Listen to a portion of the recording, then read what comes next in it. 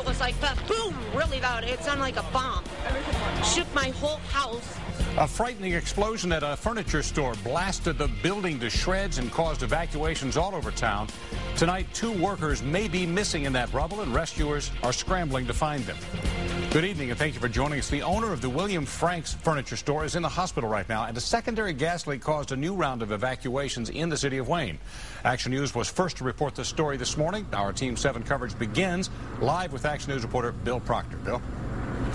It was, in fact, an emergency response to find that man badly injured inside the blast site this morning. But at this hour, the situation has changed. Now it is a search, most certainly no longer a rescue. Down the block there, in front of the blast site, you see the word Connolly on the side of a crane that was moved in place only about an hour or so ago.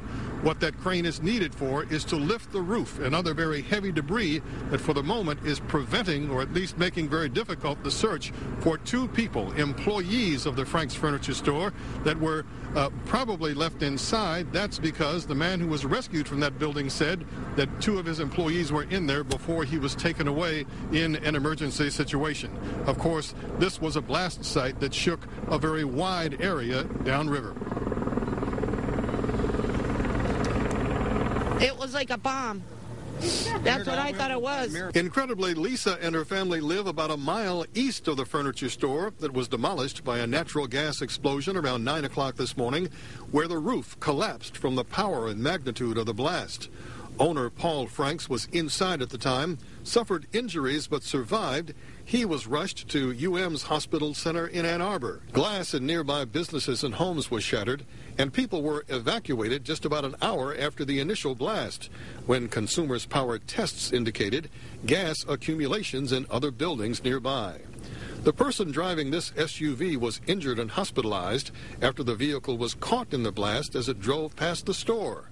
Tiffany Green was in her car behind the smashed vehicle. The car that was in front of the building lifted several feet up from the ground and sped out in front of Glenwood.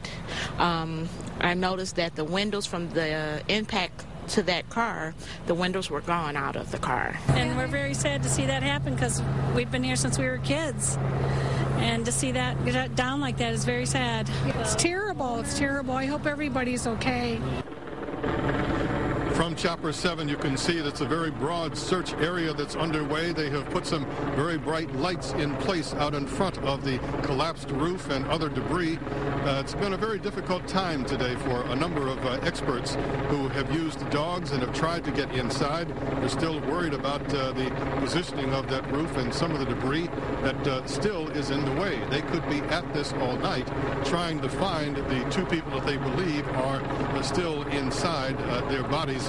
They've been searching all day and haven't been able to determine even where they are, even at this hour, some 8 hours after the blast early this morning. And, for that matter, in this general vicinity, there remains a bit of an evacuation underway as there's still concern about gas in some sections of this area of downtown Wayne. Reporting live, Bill Proctor, Channel 7 Action News. Yeah, Bill, you were on the scene quite early this morning, right after this happened. Did you smell that gas that seemed to be present there all afternoon? Believe it or not, Stephen, in the several locations that I've been all around downtown, I have never smelled it, but you most certainly could see a lot of activity from the Consumers Power experts who've been using their probes to essentially puncture areas of grass. They've opened up manhole covers in a number of areas here. As a matter of fact, one major block east of here on the main road, Glenwood, that's right next to the store, we saw Consumers Power crews actually digging near where there was a manhole cover. We kind of think that there was a shutoff valve there, and they may have determined that that spot is where the leak has started. And the dig, I think, was to try to find essentially a break or a rupture in one of their lines, but that has not been confirmed as yet. All right, Bill, thank you for the report. We'll get to the bottom of that secondary leak here in just a minute. First of all, we're going to turn to Action News reporter Smita Kaloki. Joins us live from the community center with more on those evacuations today. Smita?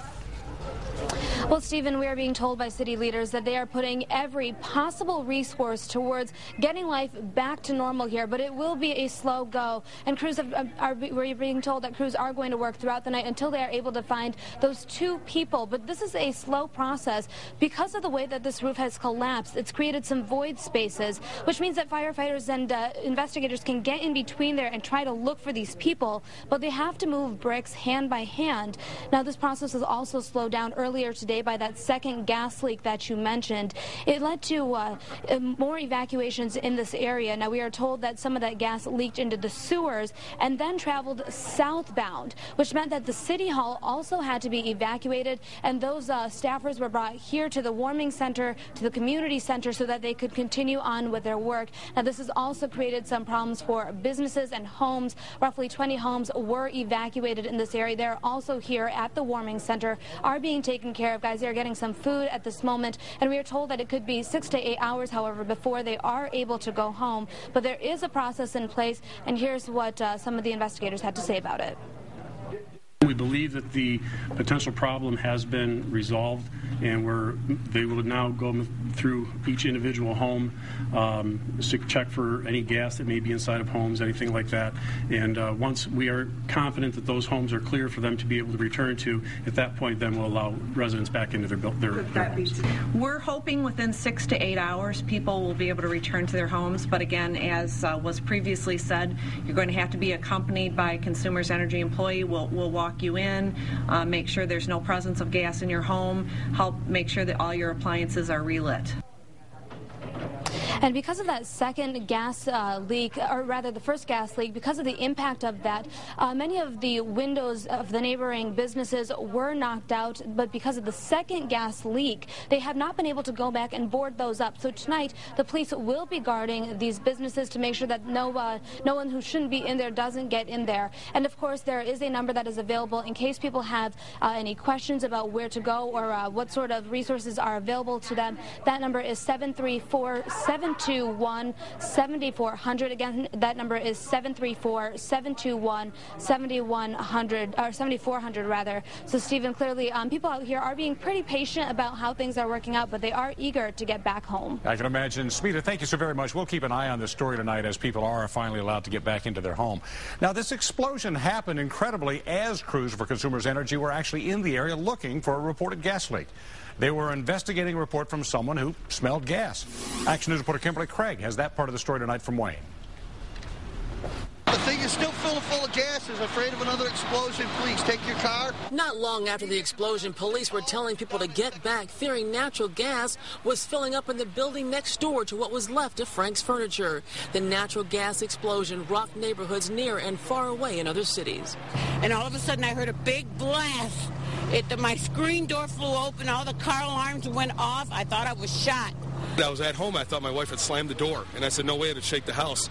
And Matthew Luke was first to tell Action News that crews from Consumers Energy were in the area before the explosion, but they weren't sure why.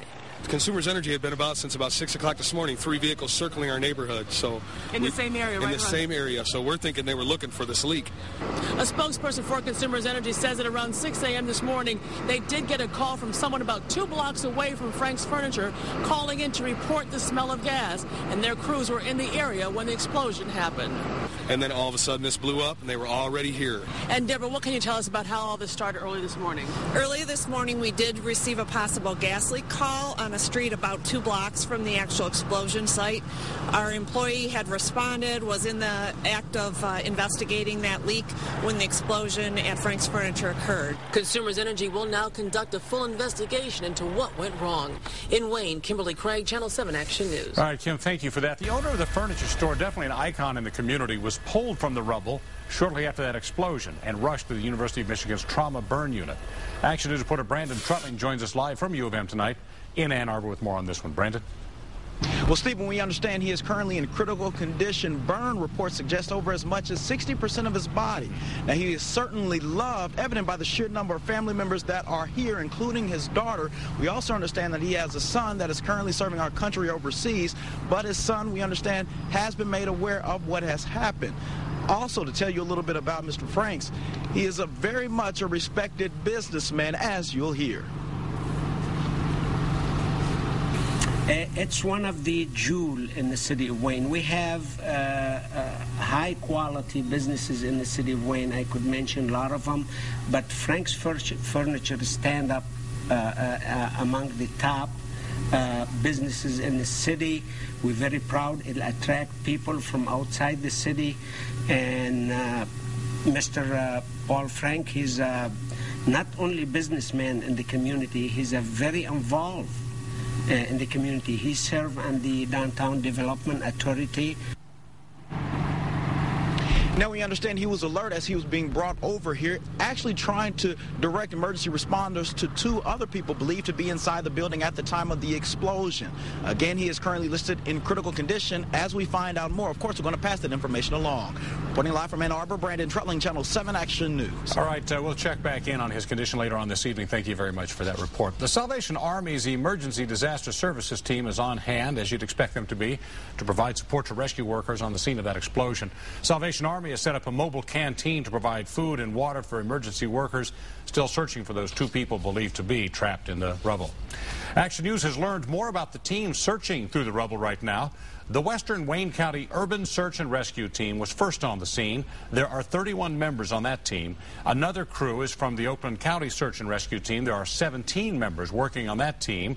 They have to move forward with rescue efforts very slowly and very carefully because of the concern about additional parts of the building collapsing in on them.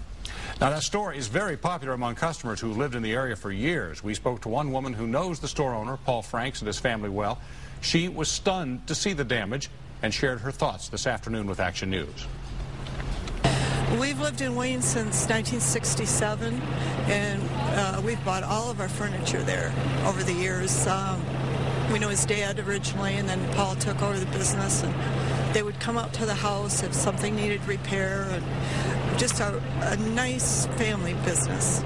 Very much a family business. She says she is very worried for the injured owner, Paul Franks. She says she and all of us are waiting for word on his recovery tonight. We'll pass that along as soon as we get the latest information. And according to the website, Frank's Furniture Store has actually been around for 44 years. Their website says they open at 9 a.m. on Wednesdays, so employees would have been either arriving or already in the store this morning when that explosion happened, right around 9 a.m. Action News viewers are going online to talk to us about the blast today. Here's a look at some of the comments from WXYZ.com. Barbara Stiers, who grew up in the area, says, "It breaks my heart to hear this. It was a quality store and a landmark in Wayne. My prayers go out to the injured and their families." Brenda Wallet writes, "My family bought furniture from this company in the 70s and continued to do so because of the quality of what they sold. My prayers and thoughts to all the workers from this store and those around it. Wayne has truly lost a gem in its crown today." And on our Facebook page, Nicole Green Edwards says, quote, "This is so terrible. I pray whomever may be trapped be alive and okay." We would like to share your comments with us at WXYZ.com and also on Facebook, and we've been hearing from a lot of people today on Twitter also. And we invite you to stay with Action News and WXYZ.com for continuing coverage as the story continues to develop in Wayne. In fact, still ahead here at about 5:15, we're going to hear reaction from inside the neighborhood, what they saw and what they heard this morning. It was loud. And also ahead at 5:30, we're going to talk with Consumers Energy and its protocol for checking out gas leaks such as what happened this morning. Coming